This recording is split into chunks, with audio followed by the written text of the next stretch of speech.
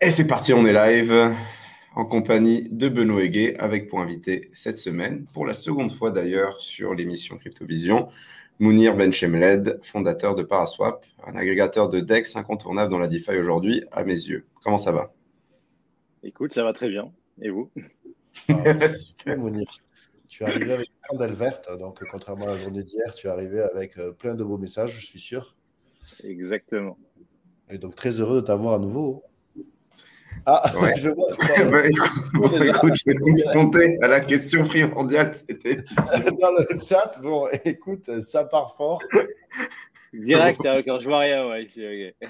le chat se trouve en haut à droite dans Comments et tu peux Ah voir que les ouais, messages. je vois. D'accord, Wen. D'accord. Ah non, mais ils sont terribles. On va parler que du Wen. Ah, mais écoute, je crois que le ton a été donné, hein. Mais en fait, on a fait un airdrop dans la soirée à Lisbonne, pour ceux qui n'étaient pas là. Ah, Mais en fait, ce qu'on a fait, il y avait une œuvre d'art là à Lisbonne, dans notre booth. Et l'après-midi, juste avant la fête, on s'est dit, tiens, on ferait pas un NFT. Donc, du coup, on a fait un NFT Fractionalize et on a créé des QR codes. Et si on scanne le QR code, on obtient directement une fraction de ce NFT. Et là, maintenant, il y a une centaine qu'on a mis. Donc, il reste, enfin, centaine sur 300 000. Donc, du coup, airdrop le NFT. Ah ouais, c'est une sorte de proof of attendance un peu. Enfin, ouais. C'est tu ça, nous ouais. parlerais Ouais. d'ailleurs de cette conférence, quelques mots sur, parce que nous étions pas, et donc c'était l'écosystème Ethereum à Lisbonne, non? Exactement, ouais. C'est l'ISCON, c'est comme ETHICI, ETHCC à Paris. C'est une continuation, ça fait partie de East Global, entre guillemets, c'est ETH Lisbonne, ETH Barcelone et tout cela. Et je pense qu'il y avait facilement 2000 personnes, dont Oh. 1000 à l'intérieur et 1000 qui sont venus même s'ils n'avaient pas de ticket. Ah waouh! Et les side events, c'était incroyable. Tout était sold out.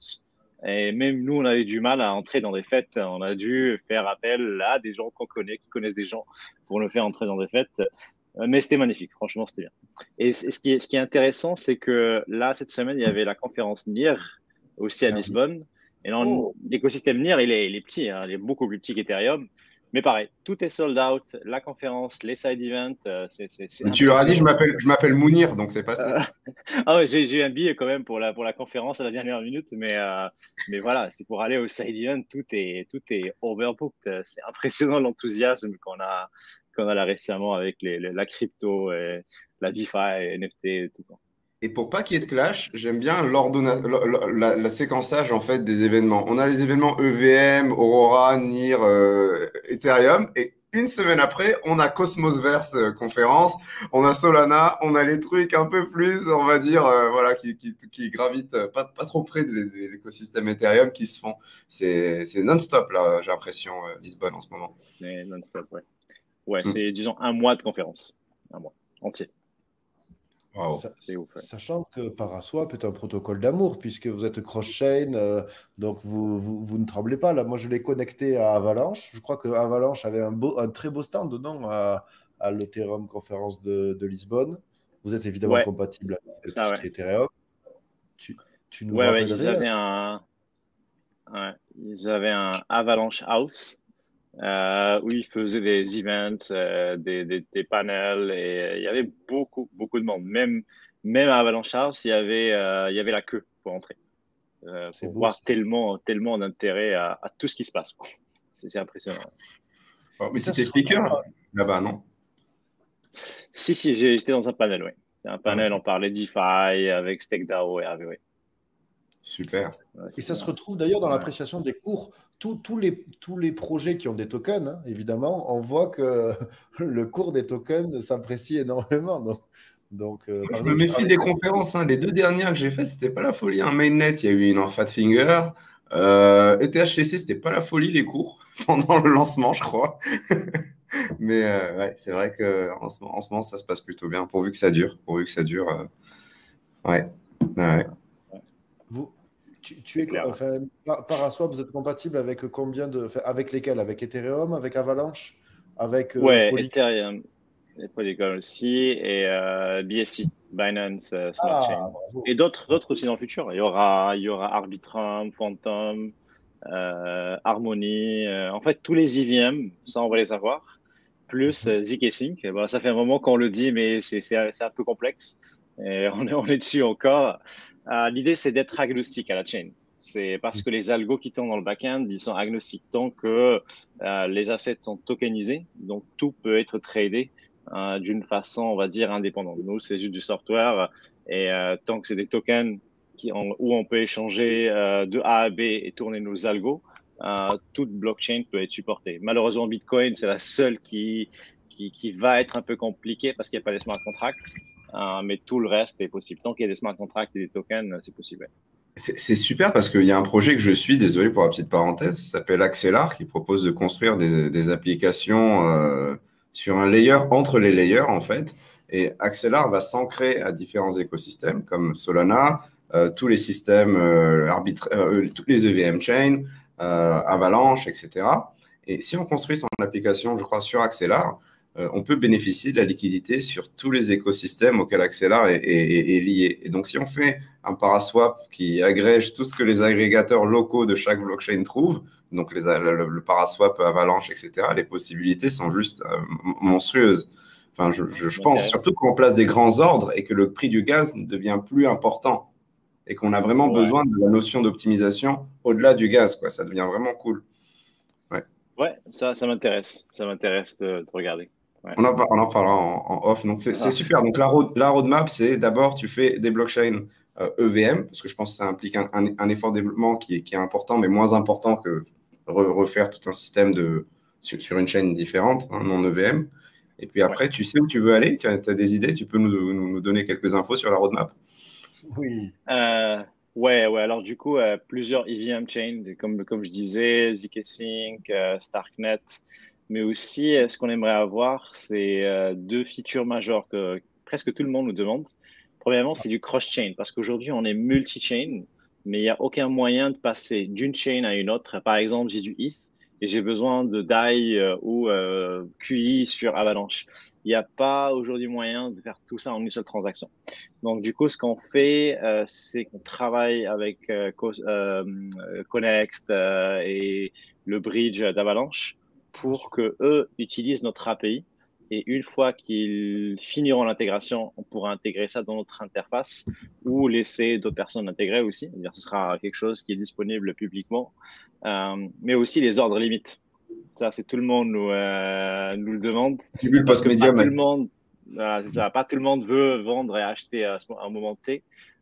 Et pour ça, on travaille avec Keepers de Chainlink, de Gelato, CowSwap. En fait, tous ceux qui pourront le faire, on réfléchit à quelle est la meilleure façon de présenter ça à user. Moi, je pense que l'idéal serait toujours d'agréger tous ces outils d'ordre limite avec la data. Par exemple, dire Gelato, les fill rates sont de 40-50%, CowSwap, machin. Après, ça varie d'un token à un autre. Et dans ce cas-là, l'interface va permettre de faire des ordres limites et laisser toujours le choix à l'utilisateur d'utiliser l'outil qui lui convient. Nous, on est toujours agnostique. On fournit la tech et les gens utilisent ce qui leur convient le mieux. Et c'est génial. Donc, on peut imaginer en fait cette fonction d'agrégation et d'optimisation pour différentes choses. Donc, ce qui permet, par exemple, Gelato ou Chainlink Keepers, et qui permet de déclencher une action on-chain une fois qu'une mesure est effectuée d'une certaine valeur. Et Ouais. on sait que sur Paraswap, on a ce modèle de fees.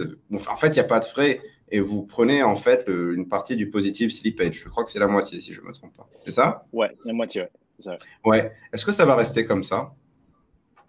Alors, il y a deux modèles en fait de monétisation aujourd'hui. Il y a la moitié du positive slippage et aussi les fees avec les partenaires. Par exemple, MetaMask, ils prennent 0,95%, on prend 15% de leurs fees. Et ça, on le fait automatiquement, c'est dans nos smart contracts. Systématiquement, ils vont prendre 15% des fees des autres. Donc ça, on va dire, dans les proportions, c'est quasiment moitié-moitié. Donc ça fait un beau revenu.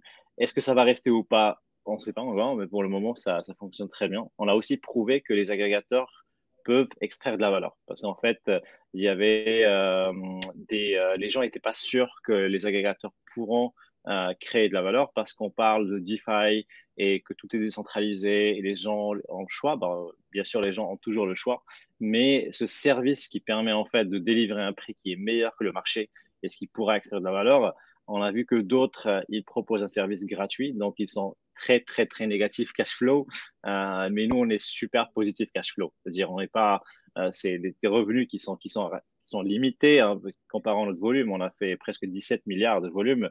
Voilà, Donc, entre ce qu'on a généré comme fees et ce qu'on a fait comme volume, si on était un Binance, on allait être maintenant, peut-être, on allait avoir ce call aux Bahamas, mais, mais on n'est pas à ce niveau-là.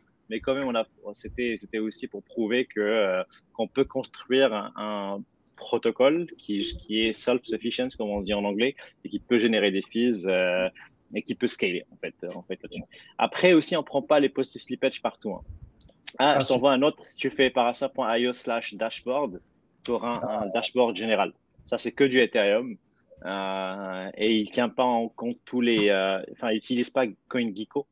Il utilise juste /dashboard. moi, je suis fan de ce genre de truc. Sinon, je te l'envoie. Hein. Ça contient toutes les chains et ça utilise CoinGecko pour les USD. Du coup, Voilà, c'est celui-là, exactement. Alors, est-ce qu'on l'a en 24 heures? Donc, en 24 heures, on est sur du combien? C'est pas mal, hein, franchement. Et je veux qu'on fasse la comparaison avec la dernière émission, parce que je pense qu'il y a un moment où... C'était moins que ça, ouais. Non, c'était moins que ça, ouais. C'est sûr et certain. C'était beaucoup moins, en fait. C'est magnifique, hein. Ouais, c'est sûr et certain, ouais. Bah, 17, ouais. Tout à l'heure, j'ai vu 16, machin, 17. Et on le voit par chaîne aussi, l'activité sur les différentes chaînes. Donc là, à gauche, tu vois. Ouais, à gauche, tu vois par chaîne et tu peux descendre dans la 5000. Si tu peux descendre, tu verras en fait les détails par chaîne. Le volume, le plus gros du volume, il se fait où? Alors attends. On le voit sur toujours Ethereum. Ouais. Toujours Ethereum, ouais. Et est-ce qu'on voit des changements? Est-ce qu'on justement au niveau des répartitions entre les chaînes, on en voit s'emballer, d'autres croître, parce que ça peut être intéressant hein, pour voir l'appétence qu'il y a pour une blockchain plutôt qu'une autre. Ouais. Alors, en termes de volume, Ethereum, c'est toujours le premier parce qu'on a des gros users. En termes de, des gros traders qui tradent pour eux, ou bien on a MetaMask qui est le plus gros user, qui ont aussi beaucoup d'users. Sur Polygon, on a le plus gros nombre d'utilisateurs. C'est beaucoup en fait. Si tu descends tout en bas, tu verras, on a plus d'1 million de wallets qui est utilisé par ça. Tout en bas encore. Je vais reload, j'arrive pas à descendre plus bas et j'ai des problèmes d'affichage. Okay. Un instant, je vais recharger le dashboard. Il y a un truc qui m'interpelle. C'est ça en fait, c'est les gens qui font des swaps de $2 ou de $4. Je sais pas ce qu'ils essayent d'avoir, mais c'est curieux, je trouve qu'il y a beaucoup de moins à $4. Ça, c'est l'effet du WEND. Ça, c'est les WEND traders. Les WEND traders, on les aime. Hein. Et... on adore tout le monde, hein, écoute. Ouais, ça, c'est surtout du Polygon. Mais en fait, beaucoup de fois, c'est des trades légitimes. Hein, parce que je connais des gens qui ont des trades comme ça vaut le coup de faire un trade de $4 parce que ça coûte zéro. Pourquoi s'en priver? Ou bien j'ai du DAI et j'achète doucement. C'est-à-dire, je fais du dollar cost averaging. Chacun fait ce qu'il veut, ce qui est impossible sur Ethereum. Faire un trade de $4, c'est juste ridicule. Hein. Voilà, Paraswap users per chain. Les voici. Ouais, exactement. C'est ça. Alors, le bleu, c'est Polygon, bien sûr. Ok. Et je salue les 500 personnes qui sont en ligne. Hein. Pour donner un peu de contexte, Mounir, je te laisserai présenter le produit. Sinon, Mounir propose Paraswap, qui est un agrégateur de DEX agnostique qui existe sur plusieurs chaînes à l'heure actuelle EVM compatibles. Vous avez différentes places de marché décentralisées qui existent sur Ethereum, la Binance Smart Chain ou Avalanche.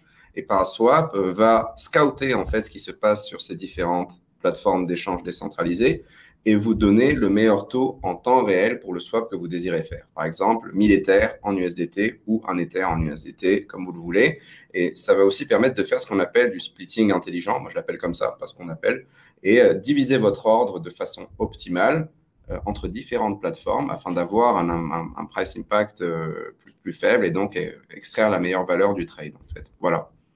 Ça permet de swapper en fait au meilleur prix en utilisant les différents DEX d'un écosystème. Voilà, c'est le Skyscanner des DEX, moi je dirais. Ouais. Ouais. Et donc, on parlait justement du business model qui était fait non pas sur un token, ce qui est surprenant, parce que dans, dans l'écosystème, disons qu'une façon de financer le développement de ces beaux projets, c'est souvent de créer un token qui participe à l'écosystème. Mais là, vous avez pas lancé en tout cas le business comme ça, vous l'avez lancé de façon native en prenant des frais sur les gains réalisés. Exactement. Ouais. Le but, en fait, de créer, en fait, d'avoir l'attraction organique et construire un produit qui marche et après penser à la décentralisation et la tokenisation. Pas faire l'inverse. Ce qui est OK, en fait. Il y a des projets où ne pourront pas fonctionner sans token parce que c'est natif, c'est-à-dire c'est ce que leur protocole a besoin. Et pour nous, on a choisi de ne pas le faire. Aussi, on a commencé en bear market en 2019. Il y avait que les DJs qui utilisaient un Paraswap, mais on a continué et on s'est dit il faut qu'on arrive à une masse critique et qu'on enlève tout ce qui est distraction. Parce qu'en fait, rajouter un token, ça rajoute beaucoup de distractions et beaucoup de choses en plus à gérer.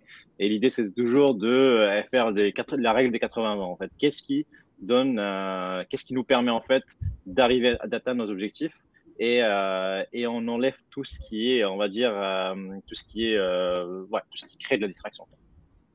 Mais je suppose que dans une roadmap, ça peut avoir du sens. Peut-être pas au départ, mais d'où les WEN, bien sûr. d'où les WEN qui pleuvent. Exactement. Ouais. Bah, c'est clairement quelque chose qui est prévu. C'est tout question de timing. C'est tout question de when en fait. C'est pour ça qu'il y a le when. Il est redoutable ce mec. Mais écoute, j'essaie d'y aller tout en politesse, c'est un délicatesse. Tu comprendras mon dire, mais moi, Exactement. Je suis côté du public et je les comprends. C'est-à-dire que j'ai envie de hurler when. Moi aussi, comme un idiot. Exactement, en fait. When, Moon, When, etc. Bah, c'est le choix qu'a fait aussi The Graph. Ils avaient une structure centralisée en 2018-2019. Ils géraient toutes les requêtes avec. Et après, ils ont dressé leur modèle, théorie des jeux, tout ça. Et 3 ans plus tard, je crois que c'était il y a 3 mois, ils ont commencé la migration vers le mainnet effectif de The Graph. Et c'est jamais facile. Mais moi, je suis aussi partisan de cette approche. Et ce qui compte, c'est surtout d'avoir des users. Si on peut se permettre, même sur une base centralisée, de commencer à développer son produit, de trouver un point de rentabilité, toujours bien de faire ça. Bien sûr, il faut s'assurer qu'après, ensuite, on peut idéalement migrer vers quelque chose de décentralisé, mais ça, c'est un autre challenge. Ouais. Moi, je pense que c'est une nécessité, la décentralisation. Si on veut être dans la DeFi, il faut qu'on soit décentralisé, parce que sinon, c'est redondant avec ce qui existe déjà dans la DeFi. Du coup, c'est important. Mais alors moi, à ce propos, j'avais lu un post assez intéressant de venture capitaliste. Alors, je me souviens évidemment plus desquels, ça aiderait dans la conversation, mais on va leur prêter tout le talent. Et en fait, c'était un papier sur la décentralisation progressive. C'est-à-dire qu'il y a, et quand c'est possible, en fait, de le faire de façon progressive, il ne faut pas s'en priver. Et alors, il comparait par rapport à certains protocoles. Certains protocoles, pour fonctionner, ont besoin d'un token dès leur origine. C'est typiquement Bitcoin. Bitcoin, la sécurisation du réseau repose sur l'émission d'un token qui va rémunérer les mineurs. Le réseau Bitcoin ne peut pas fonctionner de façon décentralisée autonome sans un token. En revanche, par exemple, si on prend un exchange, Binance peut très bien fonctionner sans token. Et quand ils ont intégré le token, en fait, il n'avait pas beaucoup de fonctions. C'est-à-dire que la seule fonction qu'il avait, c'était de 50% de frais en moins quand on trade avec du BNB. Et peu à peu, ils ont ajouté des strates d'utilité au BNB jusqu'à créer leur propre blockchain, etc., etc. Et sur un agrégateur de DEX, la preuve, c'est que vous pouvez fonctionner en fait à l'origine sans token. Il n'y a absolument pas besoin d'un token. Mais et moi, je trouve que ça, et ce que disaient les venture capitalistes, ce qui est marrant, c'est que ça a plein de sens parce que ça te permet de te focaliser sur ton core product. C'est-à-dire que le core business de Binance, c'est de faire un exchange, donc il faut travailler sur leur matching engine. C'est-à-dire que créer un token, c'est ce que tu dis, ça crée de la distraction, donc ça ne sert à rien d'apporter, de tout mettre dessus dès le début. Mais petit à petit, ça permet de faire une transition intéressante. Et donc peut-être que, tu vois, dans le cas de Paraswap, petit à petit, ça va apporter des fonctions qui ne seraient peut-être pas possibles autrement. Tu vois, la création d'un token, aussi pour l'adoption, je suppose. Parce que c'est quand même, il y a plein de gens qui peuvent venir se servir d'un DEX, donc ils n'ont pas forcément besoin, tu vois, pour quelques dollars, avec le fol espoir de participer à un airdrop. Enfin, je pense que c'est un outil aussi marketing puissant, c'est-à-dire que ça peut être un outil de vote et de décentralisation, mais ça peut être un outil d'adoption. Et figure-toi que moi, dans mes core valeurs, tu vois, la décentralisation, évidemment que c'est important parce que c'est la résistance à la censure, mais l'adoption, on a besoin d'une masse critique d'utilisateurs et le token, ça participe énormément à ça. Donc, si on peut avoir les deux, à la fois un outil de décentralisation et un outil marketing, moi, je suis de l'équipe des WEN. Ouais, allez-y.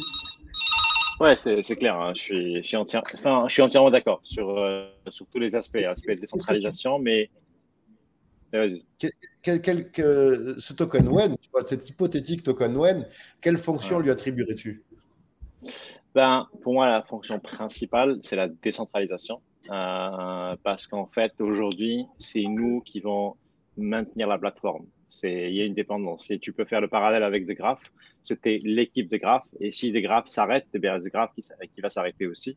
Et si vous vous rappelez un peu, fin 2019, début 2020, même au cours 2020, ça arrivait que The Graph a tombé. Et The Graph tombé, c'est toute la DeFi, ou bien la plupart des protocoles DeFi, en tout cas, leur interface n'était plus fonctionnelle. Donc, en fait, c'est avoir une core team qui gère le protocole, c'est une grosse responsabilité et c'est pas ce qu'on veut dans la décentralisation. On veut pas de dépendance sur une entité ou une team.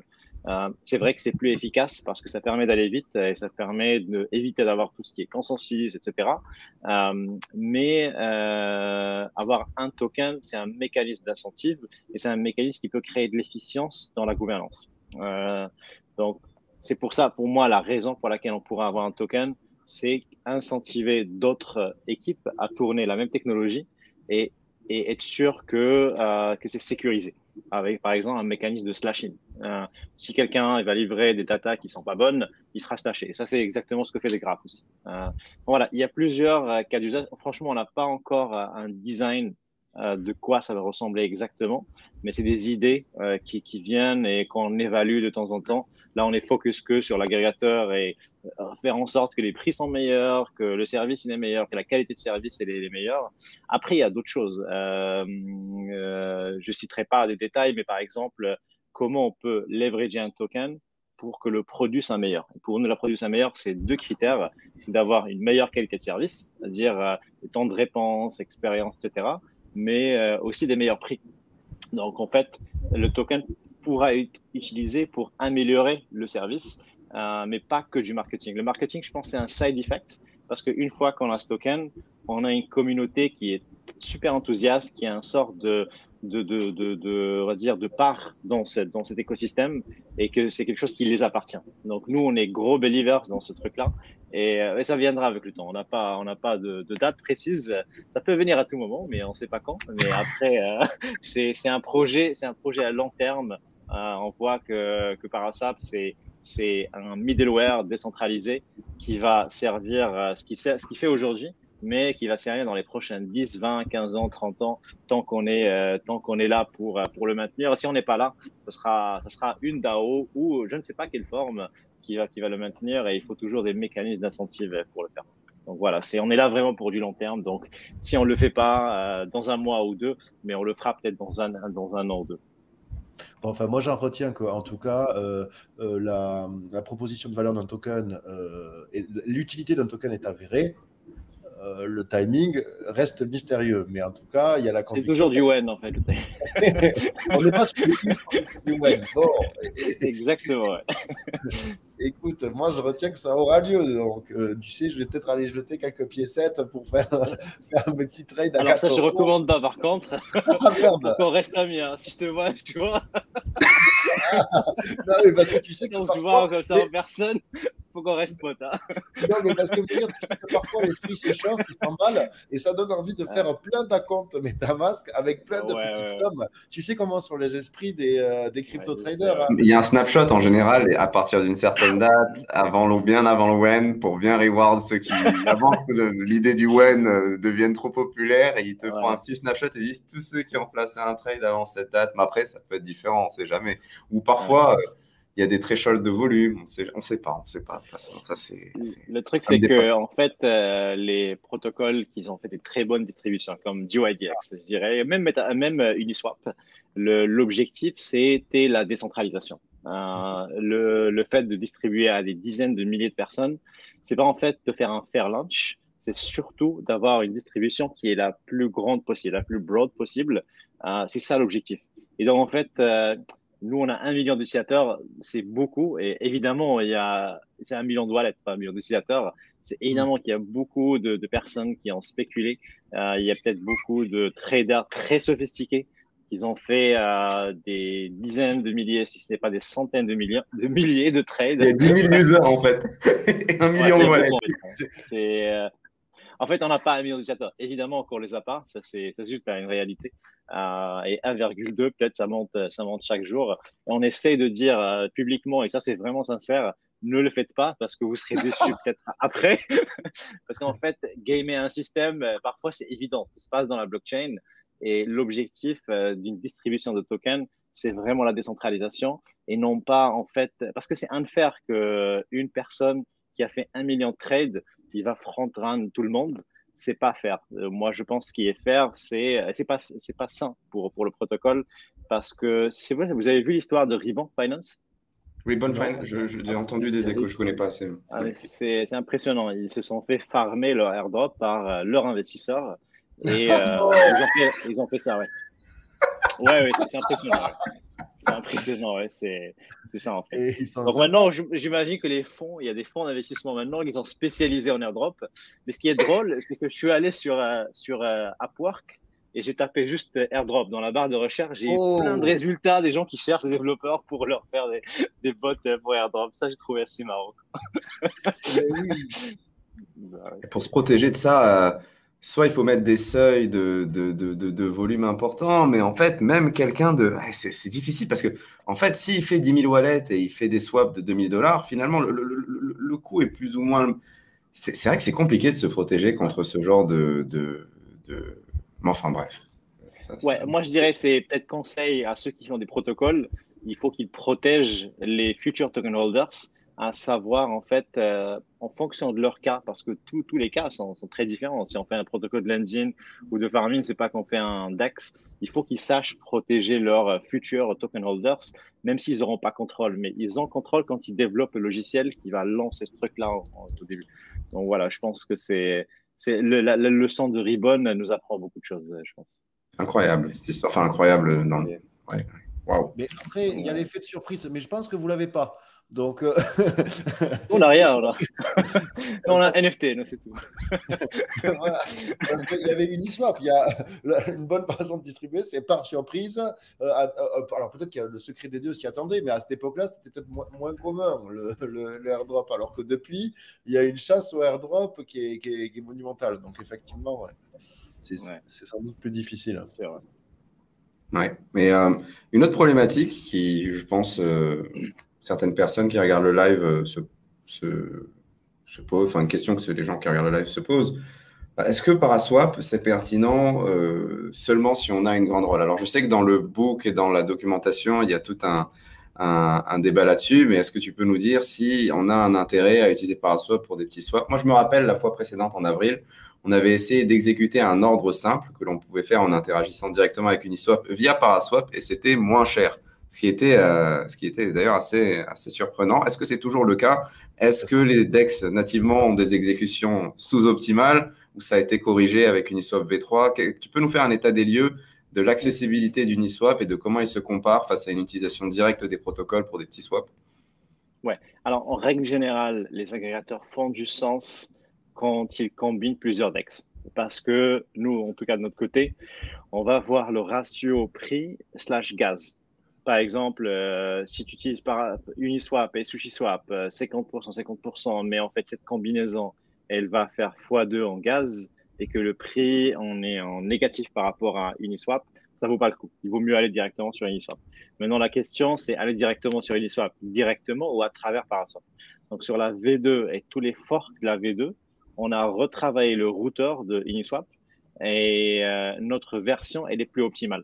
Parce que si tu penses, Uniswap à la fin, c'est un ensemble de pools. C'est pas un seul DEX. Chaque pool est un DEX. Et donc, pour exécuter les trades, pourquoi utiliser un routeur? On n'a qu'à le faire directement. Bon, il y a besoin d'un routeur pour faire quelques calculs, c'est assez technique.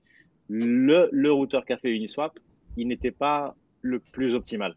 Donc, on a refait ce routeur qui est le nôtre, qui est plus optimal. Et aussi, on a sacrifié les fees. Par exemple, si on trade directement sur Uniswap, il n'y a pas de fees qui sont prises, ni slippage, ni rien du tout.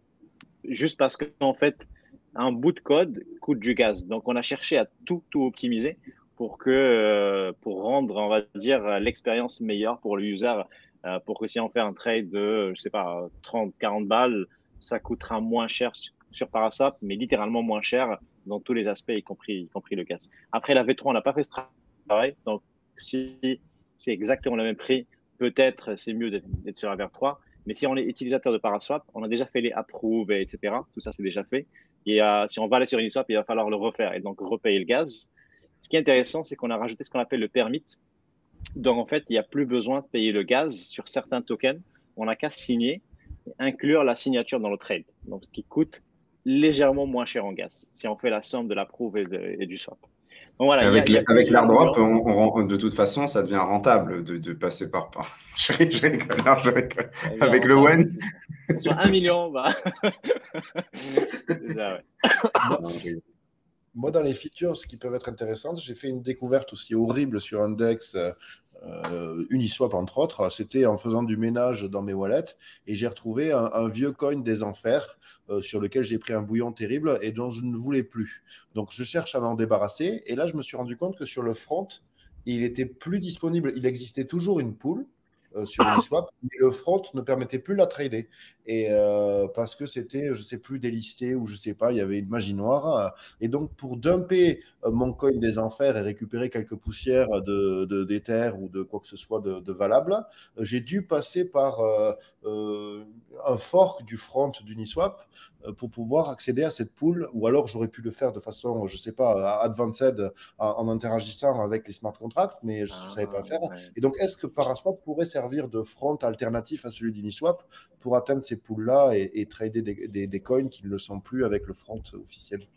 Alors, pour nous, en fait, il n'y a rien qui est listé. Nous, à la fin, si tu vois Paraswap, c'est juste une API qui tourne des algos. En fait, si on est une boîte qui tourne des algos, c'est ça vraiment notre spécialité. Tant qu'il y a de la liquidité, c'est possible de trade. Après, ce qu'on fait dans l'interface, on a une approche assez conservatrice par rapport à l'utilisateur, où on va regarder les cours sur CoinGecko du token vendu par rapport au cours USD du coin reçu, et on va comparer. Si on reçoit moins de 15%, on bloque le trade. C'est pas possible. C'est toujours possible à travers l'API. Il y a dernièrement beaucoup de gens qui nous ont reproché cela. Ils nous ont dit, oui, bon, on est experts, on sait ce qu'on fait, comme là, dans ton cas en particulier, où je peux aller dans les settings, advanced, et dire, OK, moi, je m'en fous, je sais ce que je fais. Ça, peut-être qu'on va le faire. Parce qu'en fait, mais par défaut, ce sera toujours même plus conservateur que Uniswap, parce qu'on a eu des gens parfois qui ont fait des très mauvais trades et ils ne savaient pas, en fait. Le problème, c'est qu'on protège les gens qui ne savent pas ce qu'ils font. Ceux qui savent ce qu'ils font, ils trouveront toujours un moyen pour bypasser, même si parfois on fait des filtres comme ça, et ils trouvent toujours un moyen, bloquer des requêtes. Tu vois, ils sont très sophistiqués en fait. C'est des gars, ils m'impressionnent parfois. Mais voilà, cette feature en particulier, on va la rajouter, mais vraiment, elle sera cachée seulement pour les DJs, quoi, comme toi. Oui, mais moi, tu sais, moi je contourne, mais je ne sais pas toujours ce que je fais. Hein. Mais, ok. Non, mais là, je faisais du ménage, tout simplement. On peut prendre quelques questions dans le chat. Il y en a des pertinentes. Il y en a des pertinentes. Hein. Il y avait des comparaisons classiques par rapport à d'autres protocoles existants.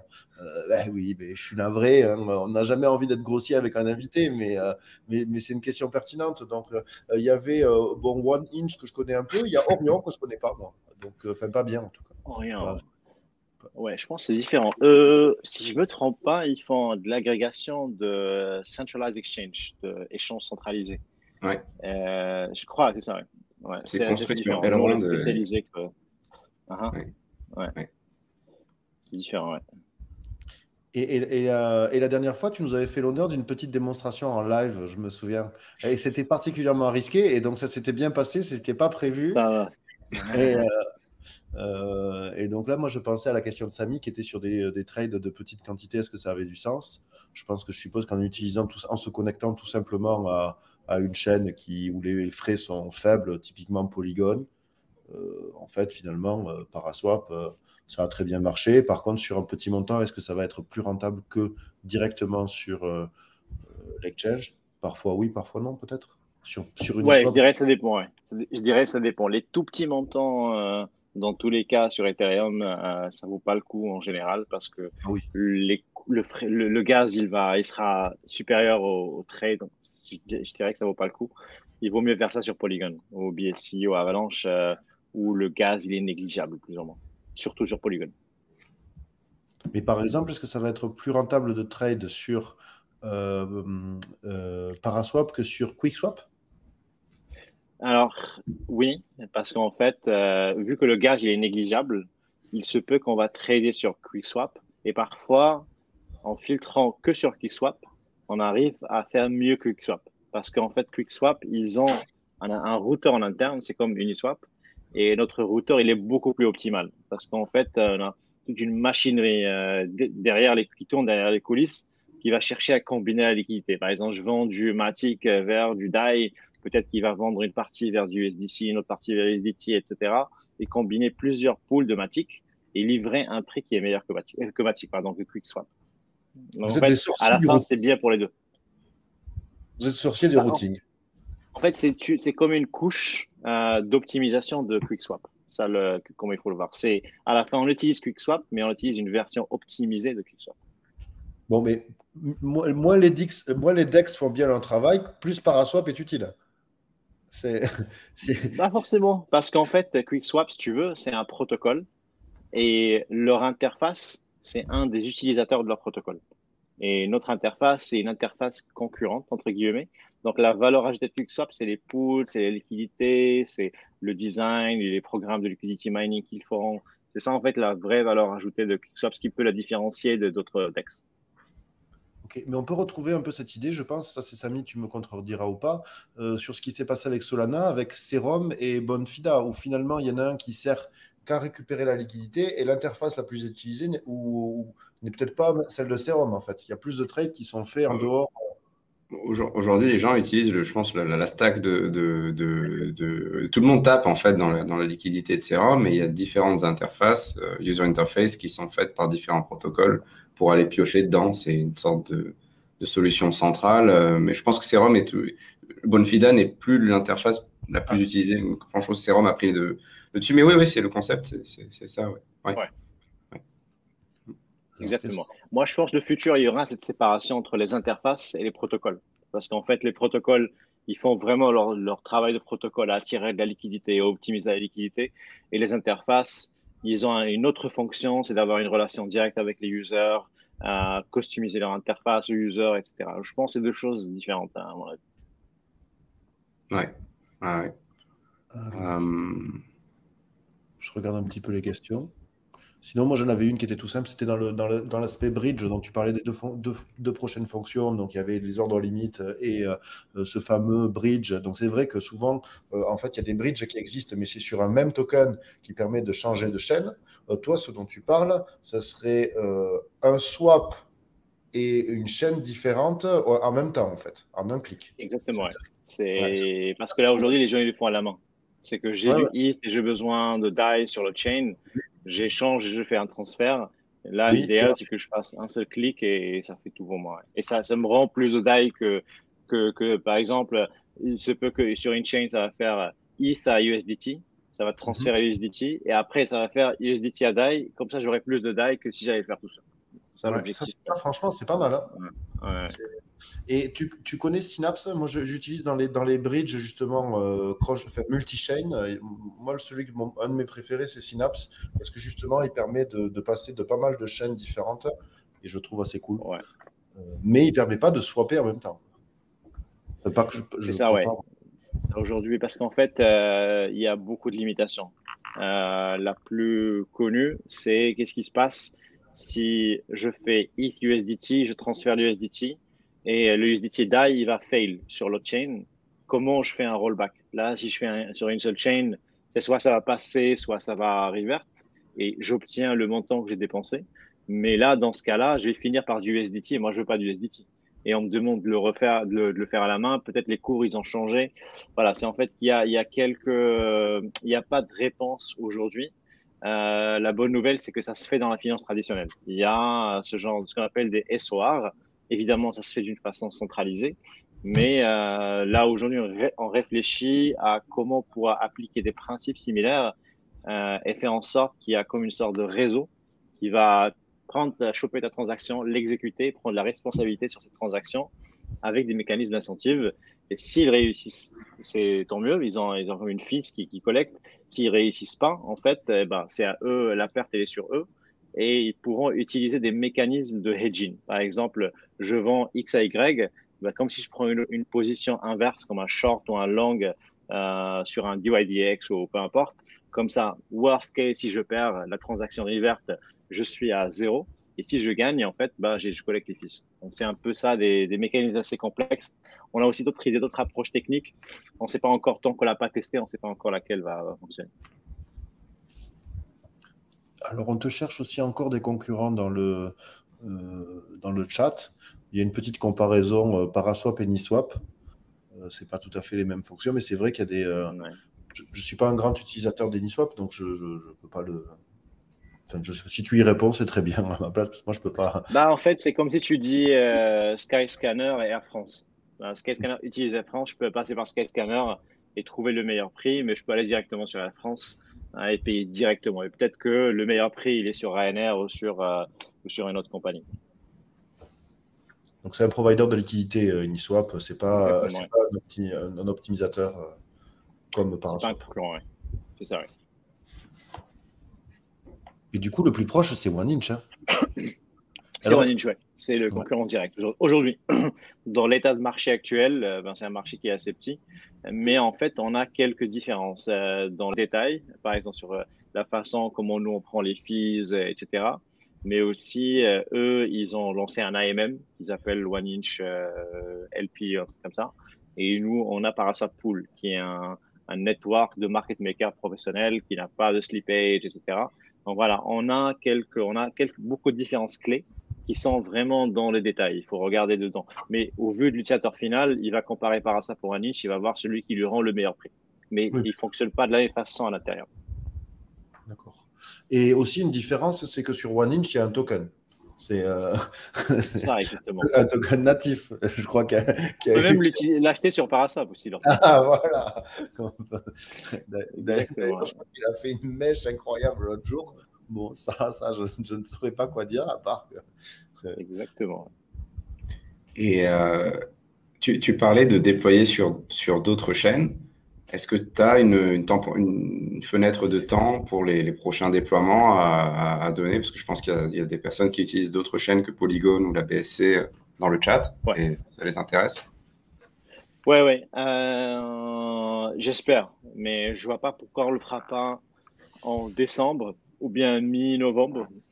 On va recommencer les chains. Et là, ce qui se passe, c'est qu'à chaque fois qu'on déploie une nouvelle chain, on améliore notre code pour que la prochaine fois devienne plus rapide. Par exemple, la première fois, Polygon, ça nous a pris 10 jours ou 2 semaines, ce qui était beaucoup trop long, mais ça nous a permis de rendre notre système plus scalable. BSC, ça a pris 1 semaine. Avalanche, ça a pris 2 ou 3 jours. Et donc, à chaque fois, on améliore le système. Donc, j'espère, si en fait, tout ce qui est nécessaire et qu'on ne doit pas faire du code customisé pour la chain, j'espère que ça prendra peut-être 1 heure ou 2 dans le futur. Okay. Sur interface, ça prend quelques minutes sur interface parce qu'il n'y a rien à faire. Il y a juste indiquer la chain ID, le RPC et tout ce truc-là. C'est juste de la config.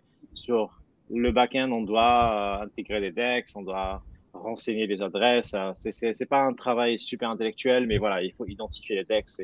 C'est plus de paramétrage, entre guillemets, et parfois du code supplémentaire. Ça va être une sacrée galère de passer sur Cosmos ou Solana. Il va falloir tout refaire, en fait. Les instructions. Alors, Cosmos, ils ont cette chain EVM. C'était Ethermint il y a très longtemps. Là, ça a été renommé dernièrement. Sur Cosmos, je dirais qu'il n'y a pas de souci. Mais sur Solana, oui, il faut tout refaire. Il y a Neon EVM, en fait, qui arrive. Mais le problème, c'est que si on a son code en Solidity qui est sur Neon EVM, l'environnement qui va être lancé, je pense, dans un mois ou deux, comment est-ce que l'application peut interagir avec les places de marché qui sont déployées en Rust alors qu'on est sur il faut Ouais. changer plein de choses. Ouais, par exemple, si on déploie sur Solana, ce sera Serum, ce sera les DEX qui sont sur Solana qu'on va agréger. Et exactement, ce sera que les DEX Solana. Et pour qu'ils puissent interagir, là, il faudra des bridges comme ce qu'on a aujourd'hui sur Avalanche et sur le reste. Mais ça sera Solana, oui. En fait, mais je trouve ça intéressant chez Solana parce qu'en fait, si tu regardes les EVM chains, la plupart du temps, c'est des copier-coller. On va reprendre Uniswap, on va forker Uniswap, etc. Ou bien les DEX, ils vont déployer le même code. Balancer, SushiSwap, ils vont déployer une variation de leur protocole là-bas, ce qui est cool. Mais sur Solana, il y a beaucoup plus d'innovation parce qu'en fait, vu qu'on commence from scratch, on va tout reconstruire. Donc ça, je trouve que c'est assez intéressant chez Solana, comme Serum et les autres exchanges. Mais pour nous, c'est pas cool parce qu'il va falloir qu'on refasse tout et qu'on comprenne comment il fonctionne. Mais c'est pas grave en fait, tant qu'il y a des utilisateurs. Et là, c'est sûr, Solana, ça cartonne maintenant. Je pense, c'est bénéfique. Il y a Terramoni aussi, dont on entend beaucoup parler si on pense juste à la TVL. Et ça, je crois que c'est pas EVM compatible aussi. Et même si on est sur Ethermint, comment on peut agréger ce qui se passe dans Terramoni? C'est pas possible finalement. Si? Ouais, franchement, je sais pas. J'ai pas regardé le détail. Ouais. Faut qu'on regarde. Ouais. Ah non, c'est un boulot de mal. Vous êtes combien chez Paraswap maintenant? Alors, sur l'équipe back-end qui fait les intégrations, qui fait, on va dire, la magie qui est derrière, il y a 3 personnes qui font ça. Moi, parfois, j'aide, mais bon, ils font beaucoup mieux que moi. En fait, ils sont là à plein de temps. Mais là, on commence à grandir. On commence à recruter beaucoup. Au total, on est une douzaine de personnes avec l'équipe front, et UX, data science, et infrastructure et tout le reste.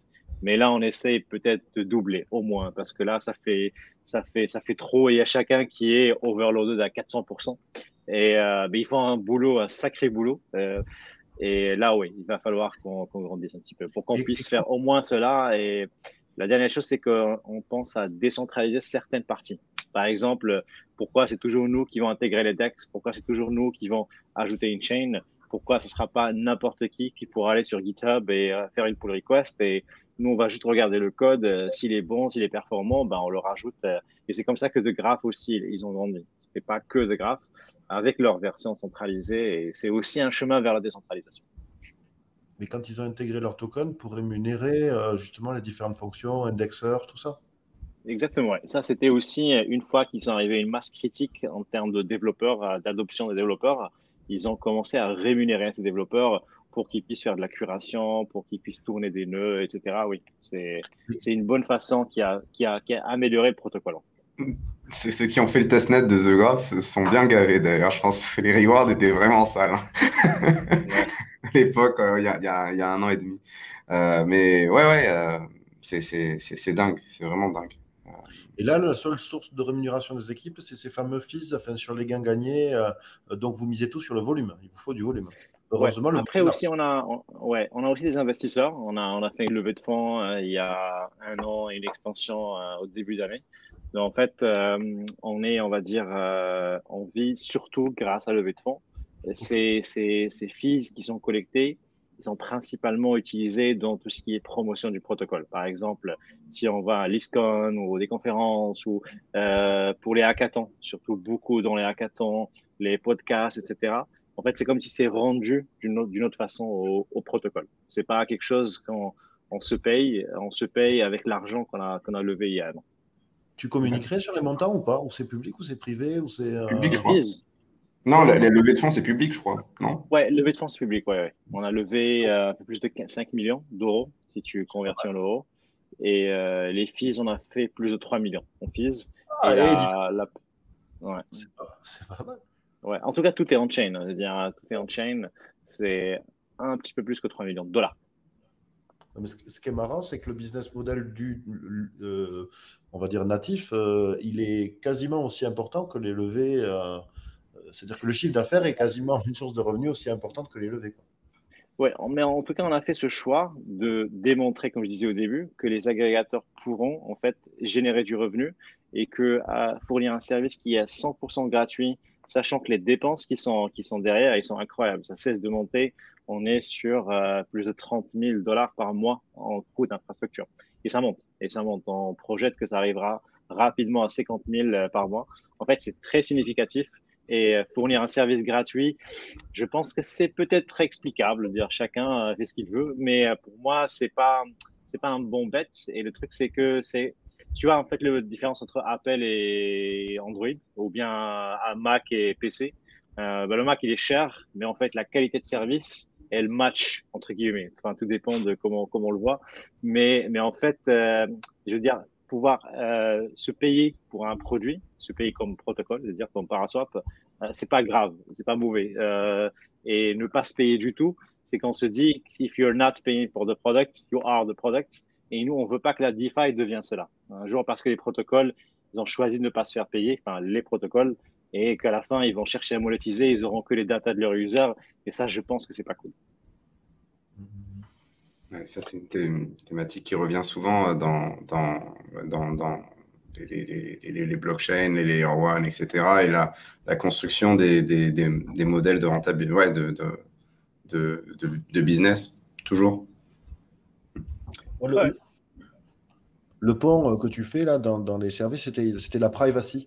Et donc moi justement, quelque chose qui me terrifie, c'est que actuellement, donc ça marche bien, hein, la DeFi, la finance décentralisée, on peut faire des rendements, mais tout est absolument transparent et on-chain. Et bon, c'est cool d'un côté, c'est affreux d'un autre. Et donc dans les intégrations, tu avais des chaînes qui sont plus privacy oriented. Donc j'ai vu. T'as Aztec, Plonk, Starkware, mais c'est pas encore là, la privacy, je crois. Ouais. Alors, pour nous, on est agnostique à la chain. C'est-à-dire pour nous, si ça fonctionne, il y a de la liquidité, on l'intègre. Après, moi, je dirais que c'est aux utilisateurs de se protéger eux-mêmes parce que les protocoles, ils utilisent des trackers, ils utilisent des données pour des analytics, enfin des outils comme Google Analytics. Les raisons, c'est pas vraiment d'espionner les users, c'est vraiment de pouvoir améliorer le produit. Mais le problème, c'est que ça donne des possibilités à ces protocoles de pouvoir traquer ces users. Et c'est comme ça que les GAFA, ils ont commencé avec les résultats qu'on connaît. Donc, moi, je dirais, moi, perso, j'utilise toujours un ad blocker ou bien il y a Brave qui permet toujours de se protéger. Ou bien des VPN. Voilà, il faut pas en fait juste se laisser faire traquer online, même si on n'est pas des fous furieux de la privacy, mais un minimum, je pense, qui est nécessaire. Parce que là, c'est un monde de fous, là où on est maintenant. J'ai Je t'en prie, Benoît. J'ai une autre question qui me vient en tête, c'est que toi, en tant que développeur d'un projet, bon, c'est un projet d'infrastructure, c'est du logiciel, mais c'est du logiciel qui touche à de l'argent. Je veux dire, et d'une façon indirecte, certes, mais tout de même. T'es pas emmerdé par la réglementation et la régulation. Tu n'as pas peur d'être pris à un moment donné en porte-à-faux, c'est-à-dire à devoir intégrer dans ton logiciel je sais pas, des features dont les utilisateurs ne veulent pas, mais ou délister des coins ou ce genre d'horreur. T'as pas peur que le droit empiète sur le dev? Ouais, je pense que c'est difficile d'avoir une réponse parce que, mais en fait, ce qui est génial, c'est que si on le fait demain, les gens n'auront qu'à aller sur Uniswap ou aller sur un autre texte Hmm. qui leur donne la liberté d'usage. Donc, moi, je pense que la régulation qui consiste qui s'applique au web 2.0, qui va s'appliquer sur le web 3.0, c'est juste que ça va pas marcher. En fait, ça sert à rien parce que, OK, ils pourront nous dire, arrêtez-vous demain, au fait ci, ça. OK, ben on va le faire, mais en fait, les gens, ils vont switcher vers là où ça leur convient et ils ont le choix. Ils pourront même tourner les trucs en local. Uniswap, il est open source. On peut télécharger Uniswap, la tourner en local et on a accès à tout. Moi, je pense que les régulateurs, et ça, je pense que c'est déjà le cas, ils sont en train de réfléchir à des nouveaux modèles pour réglementer la DeFi d'une façon que ça va protéger les utilisateurs. Ça va protéger Madame Michaud qui s'y connaît pas. Mais en même temps, ça va laisser l'innovation progresser. Parce que si on réglemente aujourd'hui, on va juste limiter l'innovation. On va perdre la compétitivité qu'on a, par exemple, en France, en Europe, parce qu'en fait, les autres, ils vont pas suivre. Ils s'en fichent. Les anonymes, tu leur dis, il faut faire ci, ça. Mais déjà, ils sont anonymes, tu vois. Donc, je pense que l'innovation, enfin, il doit y avoir l'innovation dans la réglementation. Et moi, je suis sûr que c'est déjà le cas. Je pense, j'ai discuté de temps en temps dans les conférences avec quelques régulateurs. Ils sont très, très ouverts et ils comprennent très bien que c'est un nouveau paradigme qui ressemble beaucoup à Internet. Et ils cherchent, ils essaient eux aussi de brainstormer, trouver des moyens innovants pour réglementer cela. Parce qu'il faut comprendre leur agenda. Eux, ils veulent protéger les utilisateurs, enfin, les citoyens, entre J'aurais guillemets, dit taxer, mais ils moi. veulent. J'aurais dit taxer, mais tu sais, Alors, il y en a taxer, c'est qui- autre chose. Mais taxer, c'est la plus facile. Hein. Mais taxer, c'est facile parce que tout se fait en chain. Ça, je dirais que c'est le moins problématique. Mais aussi, empêcher tout ce qui est blanchiment d'argent, financement de terrorisme, etc. Mais ça, je dirais aussi la bonne nouvelle que tout se passe en chain. Donc, en fait, ils n'ont jamais eu des moyens aussi simples que la blockchain qui leur permet de tout tracer. Donc, c'est pour ça que je pense qu'ils sont en train de faire évoluer leur approche réglementaire dans ce qui concerne les cryptos, les Web 3.0 en général. vous êtes basé où, par exemple? France? À France, vous êtes... ouais. Et donc, il n'y a pas En de... fait, nous, on est une équipe internationale, c'est-à-dire on est 3 en France. Là, aujourd'hui, je suis à Lisbonne, c'est génial ici. Mais tout est en ligne, c'est-à-dire on est en France, c'est parce que la boîte a commencé en France, mais en fait, on est partout. On est partout dans plusieurs pays. Donc, je dirais, la boîte est là, on va dire, une identité native française, mais en vrai, ce qui se fait chaque jour, il y a 7 ou 8 nationalités qui tournent, qui font que ça tourne, plus la communauté qui vient littéralement de partout. Ok, et de toute façon, toi, en tant que développeur, pour l'instant, le contexte juridique et réglementaire français ne t'a pas empêché de faire ce que tu voulais? Non, non, pas du tout, non. Tout au Ah, même un contraire, peu comme... non, pas du tout, non. Non, non, pas du tout. Là, Même la aucun moment. création de tokens ou ce genre de truc, c'est pas... En ça fait, ça moi, peut je pas être pense ça. que tant qu'on ne cherche pas à faire de la fraude ou bien manipuler les gens ou bien les promettre des choses qui n'existent pas, en fait, tout ça, c'est déjà régulé. Il n'y a pas besoin de régulations spécifiques. La fraude est déjà punie par la loi. La manipulation des cours est déjà punie par la loi. Tant qu'on est toujours en train de construire un logiciel n'est pas réglementé par définition. En fait, mais ce qui se fait avec le logiciel, si demain on va commencer à dire, comme tu pars à ça, make money, dans ce cas-là, ce sera différent. J'aurais peut-être une lettre des régulateurs qui disent, c'est quoi, qu'est-ce que, mais nous, on est des développeurs. On essaie de créer un logiciel décentralisé et ça, en fait, c'est quelque chose qui est bénéfique. C'est un peu la défense de toutes les plateformes qui proposent des marchés prédictifs. Nous, on propose un outil, mais on n'invite personne à parier, bien sûr. Hein. On ne veut pas rentrer C'est un peu... Je crois que c'est y a plein Moi, si de... tu veux, nous, ce qu'on fait, c'est un logiciel, mais au sens propre. Hein. Parasap, c'est une API. Hmm. L'interface, elle n'est pas le produit. L'interface, c'est un des utilisateurs. Et là, maintenant, plus de 50% du volume vient de l'API et ça monte très, très vite. Donc, nous qui nous utilisons un MetaMask en premier, il y a beaucoup de traders, beaucoup d'arbitrage traders, Ledger, argent, etc. Et petit à petit, on passe vers l'API. À un moment donné, on deviendra juste pur software et même les interfaces qu'on crée, ce seront des interfaces pour les développeurs, pour qu'ils puissent créer eux-mêmes des outils en open source d'interface, etc. Donc, on n'a pas vocation de créer tout un branding pour du retail. Et même si tu regardes on-chain, nos users, c'est à part les wallets, tu n'auras que des DJs, que des gars qui font du farming, qui savent très très bien ce qu'ils font. Et dans Parasap, si tu regardes l'interface, elle est très technique. Si quelqu'un qui connaît rien dans les cryptos, c'est très difficile d'utiliser Paraswap. Et pour nous, c'est plus productif, mais aussi c'est plus protecteur pour ceux qui ne connaissent pas. Ils pourront aller sur MetaMask, sur des endroits qui pourront mieux prendre soin d'eux. Ouais, c'est ça D'accord. le.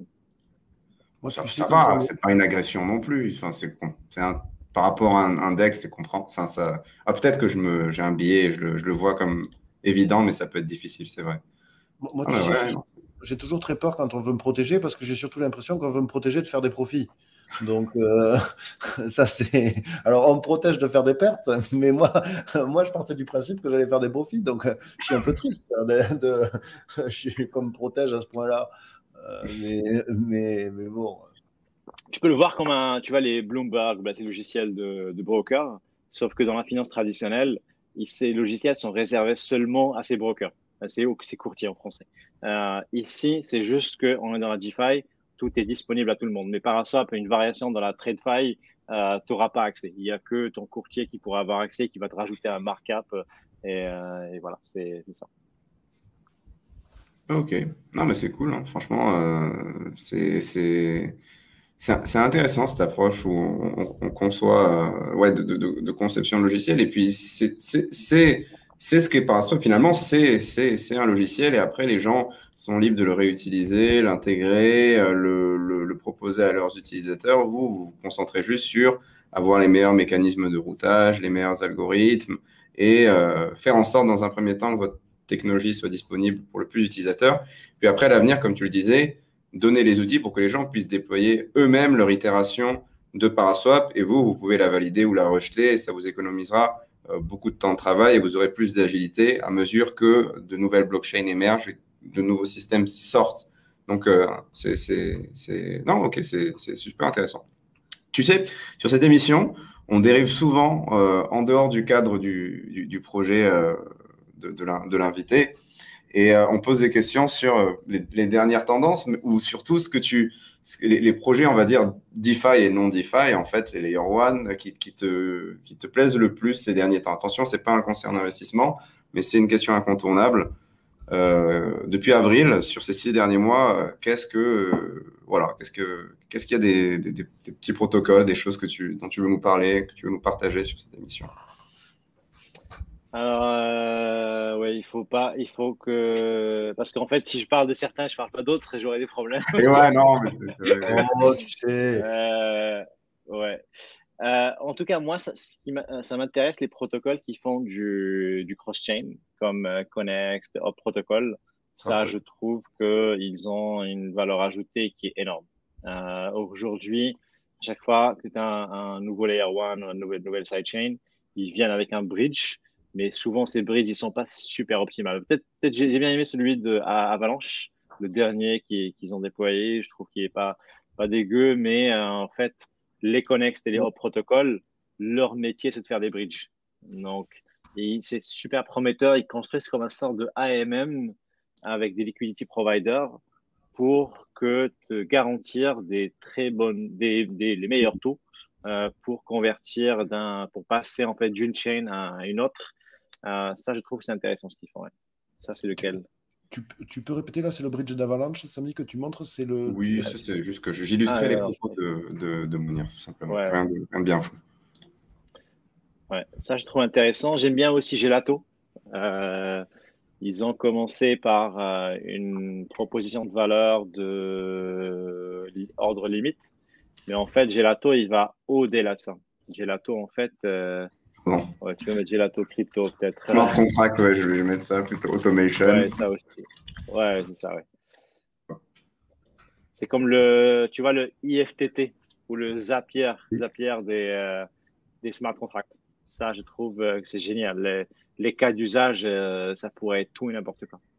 Des push notifs, de tout en fait.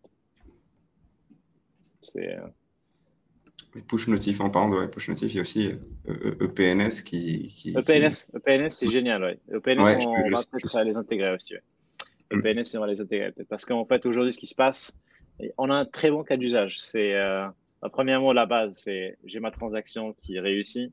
Au lieu que je reste devant l'écran, parce que parfois, ça peut arriver enfin, 1 heure après. Je peux recevoir un email, une notif sur une appli mobile. Euh, mais aussi sur des choses plus intéressantes. Par exemple, je lance une transaction et c'est sûr que ça va fail pour le slippage parce que les cours, ils ont bougé. C'est juste question de temps quand est-ce que le mineur va piquer la transaction et l'exécuter et ça va fail à 100%. On pourrait, d'une façon continue, regarder le même pool et dès que les cours bougent, on estime que cette transaction va fail. On peut envoyer une notif pour au moins la refaire, la remplacer par une autre va pas fail ou juste tout simplement l'annuler et ne pas perdre du gas. Donc ça peut être des applications qui sont marrantes et très très utiles, je dirais. Dans les volumes aussi, qu'est-ce que tu observes? Donc, je suppose qu'il y a le Shiba qui a des volumes absolument insensés. En tout cas, sur les places de marché centralisées, on doit retrouver ça, je suppose, sur Paraswap, hein, sans avoir vérifié. Mais tout est on-chain, donc tout est vérifiable. Voilà. Est-ce qu'il y a des coins que tu observes qui ont plus d'attrait que d'autres? Parce que finalement, c'est aussi un observatoire des tendances, hein. Tu dois avoir, bon, évidemment, il y a les classiques, Ethereum, je suppose, Shiba, je pense qu'il est immanquable, mais. Ouais, je pense que tous les tokens sont tradés sur Paraswap. Après, si tu regardes nos volumes, on reste toujours souvent sur les high cap, sur les ETH, USDT, USDC. Ça, c'est 95%. Les tokens qui sont tradés, c'est les gros tokens. En général. Après, il y a des projets qui nous intègrent comme des projets qu'on connaît, par exemple Aleph, Unslashed ou sur leur interface. Vu que leur liquidité elle est sur Uniswap, et vu que notre routonisable est moins cher, donc ils envoient leurs users directement là-bas. Donc voilà, ça dépend. Ouais. C'est des communautés qui nous connaissent, qui vont à chaque fois qu'ils veulent acheter ou vendre leur token, ils vont directement sur Paraswap. Mais ça reste Ether, USDT, USDC les plus gros. De loin. Ouais, ça. Et dans les Layer 1, avec, parce que toi, tu as l'occasion de travailler, je suppose, avec différentes équipes du milieu. Est-ce qu'il y a eu des intégrations plus faciles que d'autres? Est-ce qu'il y a des Layer 1 que tu préfères à d'autres? Voilà, pas forcément au niveau des DApp. Hein, forcément, parce qu'en fait, je trouve que chacun il a une proposition de valeur. Tu vois, par exemple, BSC, c'est les premiers qui ont lancé ce mouvement de sidechain. Sans BSC, tel qu'on n'allait pas avoir Polygon et Avalanche et le reste. Donc, c'est un peu le OG des sidechains. Après, tu as Polygon qui est venu après avec la même proposition de valeur, mais avec du gaz qui était 100 fois moins cher, ce qui a permis à tout le monde d'utiliser la DeFi. Après, il y a Avalanche qui ont repris la même chose, mais aussi Avalanche, c'est comme Polkadot et Cosmos, c'est leur proposition de valeur, c'est du multi-chain. C'est demain, sur Avalanche, on pourra utiliser plusieurs blockchains, on peut lancer une blockchain spécialisée avec une interaction native. Ouais, je dirais, ils sont pas tous les mêmes. Ils sont perçus comme étant la même chose, mais ils sont assez différents, je trouve. Structurellement, ça n'a rien à voir entre une commit chain, une sidechain, un layer 1 qui fait des subnets, un truc qui fait de l'interopérabilité souverain, un autre truc c'est vrai on peut s'y perdre très, très, très facilement, mais ouais. C'est intéressant, d'avoir l'avis de quelqu'un qui construit sur toutes ces plateformes, voilà, clairement. Et toi, ce que tu focuses, c'est là où sont les utilisateurs, je pense, de toute façon, pour que l'effort soit le plus pertinent, là où il y a le volume et là où sont les utilisateurs. Parce que développer, ça a un coût et tu ne vas pas le faire là où l'intérêt est le plus limité. Donc, tu vas prioriser les users. OK. Ouais, c'est clair. Ouais. User, liquidité, écosystème, c'est clair. Ouais. Et ce qui est marrant, c'est que je pense que les échanges centralisés vont se nourrir aussi des DEX, parce que moi, ce qui m'a surpris, c'est la vitesse à laquelle tous les exchanges centralisés ont listé ce fichu Shiba. Et je suppose qu'ils ont vu des volumes de malades sur les différents exchanges décentralisés. Ils se sont dit, c'est quand même bête de passer à côté du deadman. Donc, tu dois quand même servir de canari dans la mine. Je le suspecte. Et donc, est-ce qu'il y a un seuil sur les DEX à partir duquel un listing sur les SEX est quasiment garanti? Ça, moi, ça m'intéresse, ça. Tu vois, c'est... Ouais, parce que les SEX, ils sont incentivés par les volumes, parce que ça les ramène des fees. Donc, si ça va faire un volume qui est important, ben, ça va les ramener beaucoup de fees. C'est ça leur incentive, les centralized exchanges. Moi, écoute, j'ai fait le tour des features. Hein, ouais, après, moi, je pense qu'aussi, on a couvert pas mal d'aspects pour cette émission. Mais si tu as un message, ou il y a même des questions, un message à faire passer à la communauté, n'hésite pas. D'ailleurs, vous retrouvez dans la description de la vidéo qui sera uploadée demain les liens pour aller sur Paraswap, pour la documentation, toutes les informations dont vous avez besoin pour commencer un peu à aborder le protocole, le compte Twitter aussi du projet. Et Puis voilà, ouais, Mounir, si jamais tu as un message à faire passer, n'hésite pas, c'est le moment. Ou des dates Ben à écoute, donner. pour ceux qui sont curieux, ils n'ont qu'à aller sur parasa.io. On a aussi une super communauté, presque 10 000 personnes sur Telegram. Et oui, enfin, n'hésitez pas aussi à me DM sur Telegram, me partager vos idées. Les questions Wen sont déjà répondues plusieurs fois. Donc ça aussi, il Bon, suffit juste de chercher. Il suffit de chercher, mais oui, avec plaisir de discuter. Ah ouais, génial, génial, génial. Non, mais en tout cas, merci à tous. Merci à toi, Mounir, pour ton temps. Et je pense qu'il va falloir regarder ce qui se passe sur les prochaines semaines dans la DeFi et sur Paraswap. Il y aura peut-être des surprises, peut-être que non, peut-être que les WEN seront exaucés, ou peut-être que ce sera l'année prochaine. Après tout, lancer un token, c'est pas simple non Écoute, nous, plus. on adore les surprises, hein. C'est ce qu'on fait toujours. Voilà, merci Benoît, merci le chat. Tous les abonnements que j'ai loupés, parce que je ne pouvais pas suivre sur Twitch, ben, je vous remercie du fond du cœur. Et je vous dis à dimanche pour une nouvelle émission, voire même peut-être avant pour couvrir un nouveau sujet si je trouve le temps. N'hésitez pas aussi à aller sur journalducoin.com pour suivre l'actualité et trouver d'autres dossiers sur différents projets. Je vous remercie à tous et je vous dis à très vite. Salut!